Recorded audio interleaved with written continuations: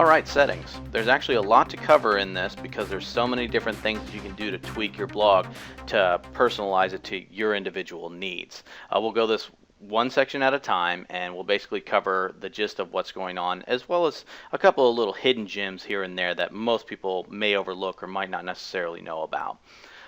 We'll start with general settings. This is basically the information about your blog and how certain items are displayed. If you ever wanted to edit your subheadline or your tagline, you're going to find that right here in general settings, and that's where you're going to be able to edit it.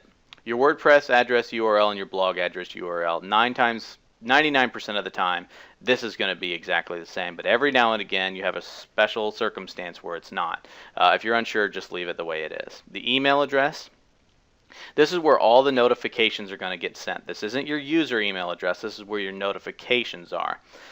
So after a while, let's say that you start to get a lot of comments and you start to get a lot of users registering all the time, you may want to switch that to a general catch-all email address that gets processed and funneled away somewhere. So that way every morning your inbox isn't flooded with anywhere between 10 to 50 system email addresses. So this is actually something that you maybe want to be able to change later on. In the beginning it's okay to have it as yours, but as you get more and more activity, it's something that you'll want to change.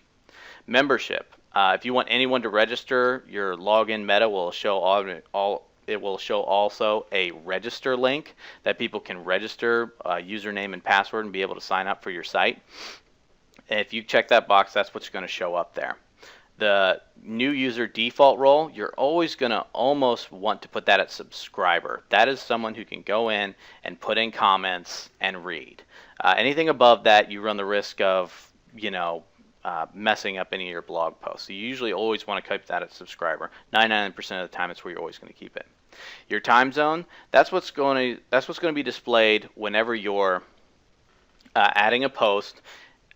It's going to show your local time to the rest of the world after you've added the post. So date format, if you're in a different country and your dates showed up a little bit differently, you can change that here. Same thing with time.